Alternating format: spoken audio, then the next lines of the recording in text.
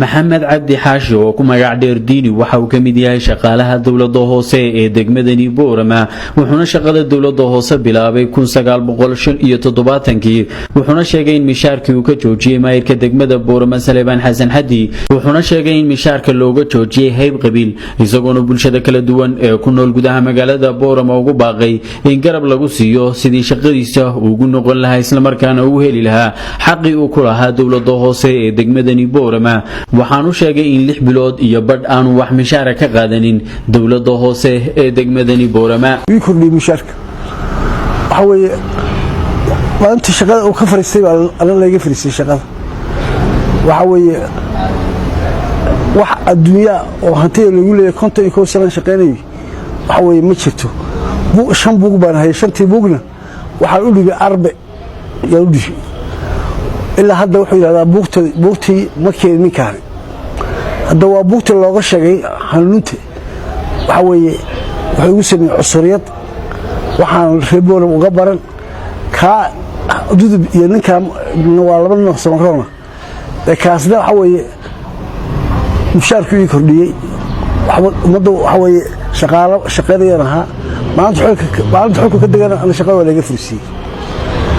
xilkii laga qaad shaqada qaybta cashuuraha gurtana ma ilaa aqoon reeboorba afdal ma jirto ilaa sayla ilaa Lughaya Hargeysa waxa weeye maxamed buur baa la yiraahdaa magaciisa maxamed cabdi xaashi waxa weeye uu cusuriyay mushaarkii baan ku leeyahay imka bishii lixaad baa ii socota aan mushaar aan qaadan sababta inta chief waan bukay waxa weeye ima soo dul istaagin shaqaalihiina waan ahay war maxaa qabtaa ima oran wuu xiray shanta buug igu haystay shantii buugna waan u keenay percentage aan ku lahaa boqolkiiba 30 baan ku lahaa ima siin wuu haystaa mushaarkii wuu haystaa waxa weeye wuxuu baday ciil iyo caro colaad uma qabo dadka Soomaaliyeed wixii awdalaanahay Boorama deganahay guriga ku leeyahay ninkaas wuxuu igu sameeyay waxa weeye waxaan arag la maqbay igu sameeyay waxa weeye wuu dilay wuu karaamasiin waayay bilaadanah iga soo qaadi waayay waxa ummadda islaamka lagu sameeyay igu sameeyay ilaa yoom hada waxa uu sheegaya dowladda Soomaaliland in cusriyay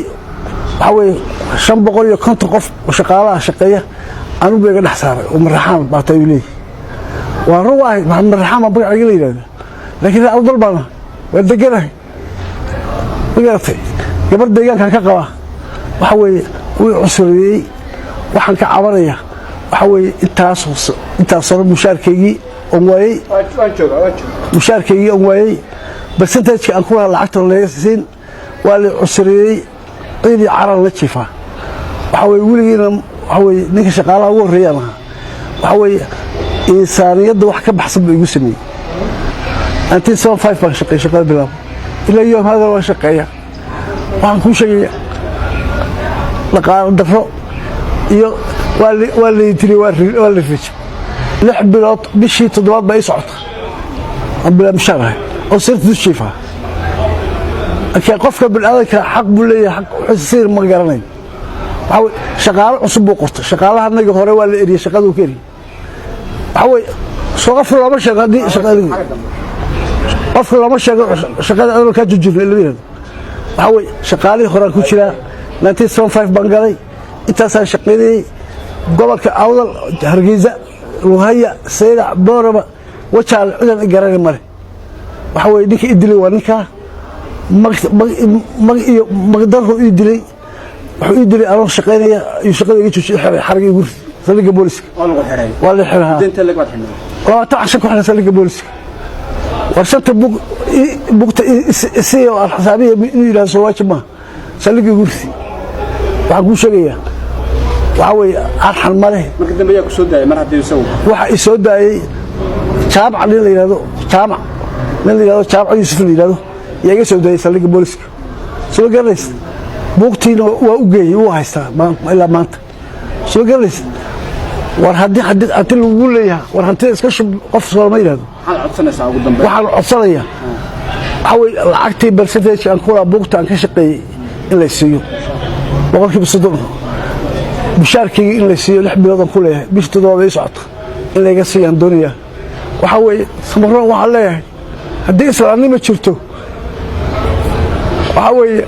haleega qabto aniga ninkaas ay dilay sariir baan dul jiifaa waxaa weeye wax lagu dilay ma garanayo qabiil baa lay dilay qabiil ahaan baa lay dilay sidoo kalena qaar ka mid ah dhalinyarada ku nool gudaha magaalada Boorama oo ka damqaday ilinta ka socoto odaygani ayaa waxay bulshada ugu baaqeen in garab lagu siiyo sidii xaqiisa loola raadin lahaa odaygaasi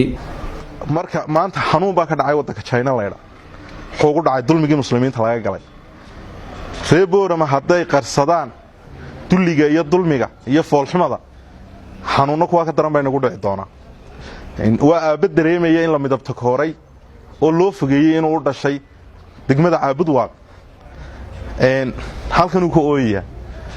gobolka culimuu leeyahay wax garad buu leeyahay mas'uuliyiin buu leeyahay shacab buu leeyahay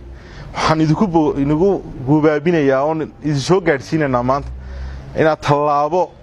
qiimo leh oo waxtar aad qaadaan in hadday tan ku sii socoto waxaan in la waayo dulmigu waa wax xun aabo 75kii ka howlgalay dawladda hoose ilaa maanta la ka shaqeynay waa nin Boorama ku koray ku kacaamay kuna kaalin galay sida uu noo sheegay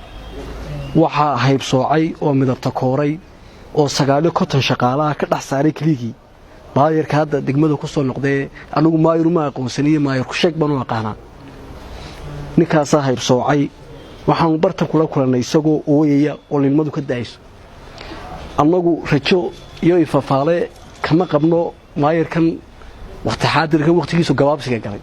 laakiin waxaanu rajo ka qabnaa shacabka reer Awdal